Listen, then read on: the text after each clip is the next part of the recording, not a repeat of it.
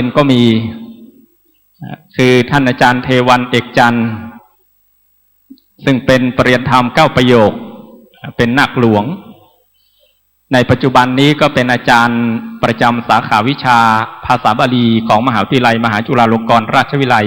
วิเทศเชียงใหม่ท่านพระมหาดวงรัตน์อิตรัตโนปรริยนธรรม9ประโยคก็เป็นอาจารย์ประจำหลักสูตรภาษาบาลีของมหาวิทยาลัยมหาจุฬาลงกรณราชวิทยาลัยวิเทศเชียงใหม่ขอในบัดนี้ครับขออาราธนา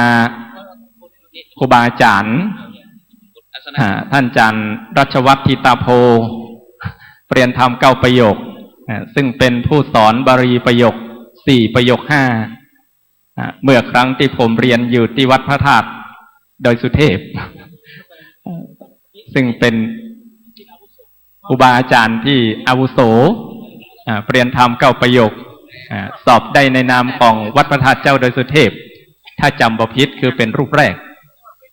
นะครับซึ่งตอนที่ผมเรียนบาลีประโยค4ประโยค5ท่านอาจารย์พระมหารัชวัฒน์ทิตาโพเป็นประธานทรงคณาจารย์ปรริยนธรรมเอกในวันนี้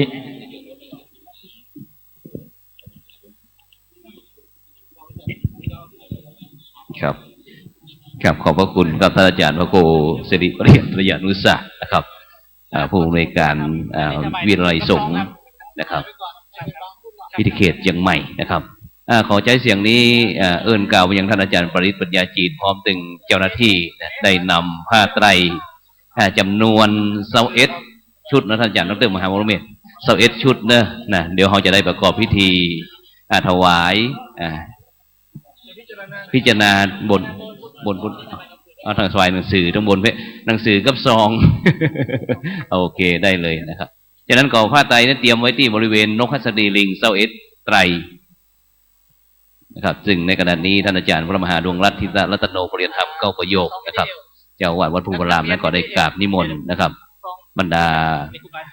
ครูบาอาจารย์นะครับประโยคสูงนะครับตั้งแต่ประโยค8ประโยค9นะครับจากวัดดอยสัปปัญญูนะครับซึ่งในขณะนี้ก็กำลังทำการอบรมนะครับเพื่อที่จะเข้าสอบในวันที่31วันที่1ที่2นะครับที่จะถึงเนี้ยนะครับประโยคสูงนะครับท่านอาจารย์พระมหาชัยวัฒน์นะครับสำนักวัดบันขุนนะครับที่มนต์เลยนะครับที่มนต์ครับครับตอนนี้เขาจะได้ถวายหนังสือและปัจจัยก่อนนะครับในงานพระราชทานเพลิงศพหลวงปู่พระเทพวิสุทธิคุณนะครับในวันที่26นะครับ26นะครับเวลา 15 นาฬิกาเป็นต้นไปนะครับแล้วก่อนในค่ำคืนวันนี้เวลา 19:30 นาทีหรือว่า1 ทุ่มครึ่งนะเขาก็จะได้เริ่มประกอบพิธีในภาคกลางคืนมีการแสดงพระธรรมเทศนาแล้วก็สวดพระวิธรรมนะครับในค่ำคือวันนี้ก็จะย่นเวลาเข้ามาเป็นทุ่มครึ่งนะครับเนื่องจากอากาศนั้นเริ่มหนาวขึ้นนะเมืองเชียงใหม่ของเรานั้นจะอากาศจะหนาวขึ้นอีกนะวันวันนะ เรียบร้อยแล้วนะครับก็จะได้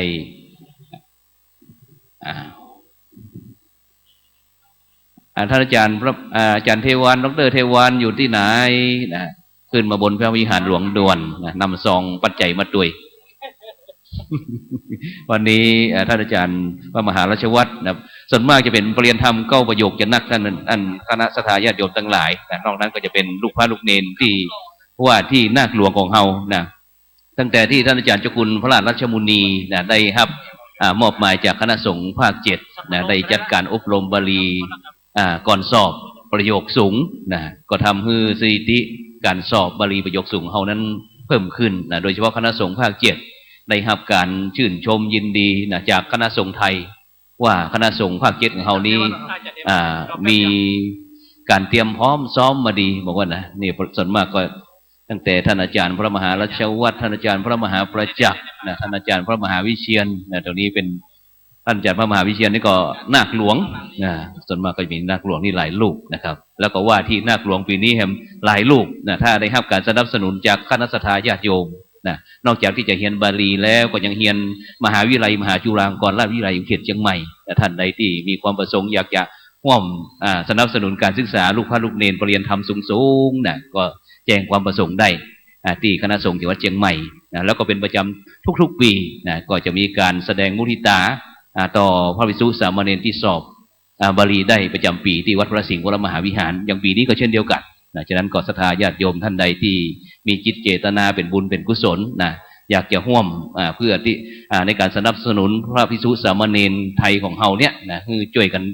สืบต่อจันลงพระพุทธศาสนาคือมีความมั่นคงนะเพราะว่าในปัจจุบันนี้พระพุทธศาสนาของเขาก็เหมือนกับมาบอลเช่นเดียวกันลูกบอลนะฉะนั้นก็ต้องอาศัยพุทธบริษัท4นะครับเรียบร้อยอย่างครับท่านอาจารย์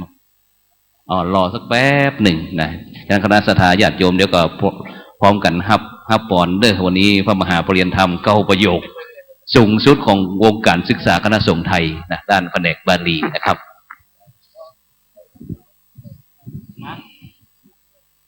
คณะศรัทธาญาติโยมก็ต้องการที่จะร่วมเป็นเจ้าภาพในการถวายน้ำปานะหรือว่าภัตตาหารเจ้าภัตตาหารเพลก็แจ้งความประสงค์ใดที่วัดดอยสัพพัญญูตำบลดอนเปาอำเภอแม่วางจังหวัดเชียงใหม่ของเฮานะแล้วก็มีการอบรมรอบที่2นั้นประโยค1-2นะจนถึงปท5ระหว่างวันที่27ก็คือวันพรุ่งนี้จนถึงวันที่18นะอบรมที่วัดดอนเปาเลยตำบลดอนเปาวัดดอยสัพพัญญูตำบลดอนเปาแล้วก็จะมีการสอบบาลีสนามหลวงครั้งที่2ก็วันที่21 22 23กุมภาพันธ์นะแล้วก็วันที่จะไปลืมในวันที่9ก่อนจะถึงสอบบาลีนั่นก็วันที่9กุมภาพันธ์นี้แสดงความยินดีมุทิตาจิตกับพระครูสัญญบัตรพัดยศใหม่นะซึ่งจะมีพิธีตั้งสัญญบัตรพัดยศตีวิทยาลัยสงฆ์พุทธชินราชจังหวัดพิษณุโลกในวันที่9นะ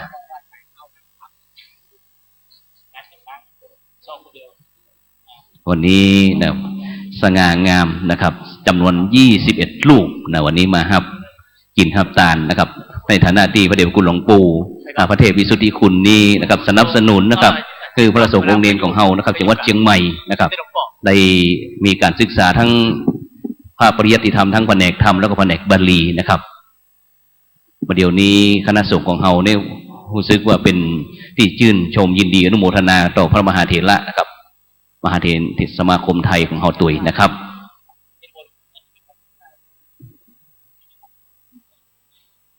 เดี๋ยวหลังจากเสร็จตรงนี้แล้วก็จะไปบังสกุลนะครับผ้าไตรบังสกุลที่บริเวณนกหัสดีลิงกำหนึ่งนะครับฉะนั้นในค่ำคืนนี้จะไปลืมได้วันนี้สุดยอดนักปราชญ์ของคณะสงฆ์ไทยเฮามาแสดงพระธรรมเทศนาที่นี่ได้แก่เดชพระคุณหลวงพ่อพระมหาโพธิวงศาจารย์ราชบัณฑิตนะของคณะสงฆ์ไทยเฮานี่สุดยอดเลยโดยเฉพาะสตมวานนะครับตอนนี้ก็นิมนต์นะครับตั้งคณะครูบาอาจารย์พระมหาปริญญาของเฮาได้กล่าวอนุโมทนาเป็นอันดับต่อไปขอกราบนิมนต์ครับสัพพโรคาเวนิโมตโตสัพพสันตาภวัตสัพพเวรมติงกันโตนิพุทโธจตุวังภวสัพ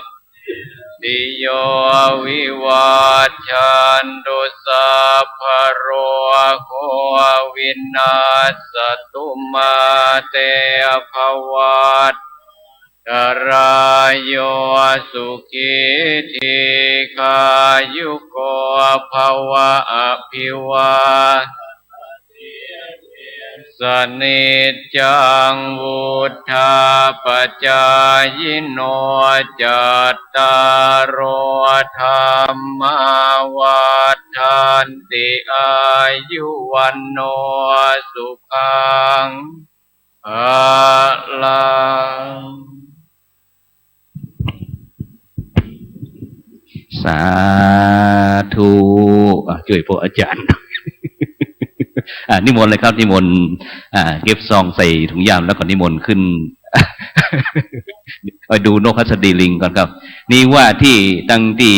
ด็อกเตอร์ก็มีเด้อคณะศรัทธาญาติโยมทั้งหลายนอกจากที่จะเรียนทั้งบาลีแล้วก็ยังเรียนทั้งโลกด้วย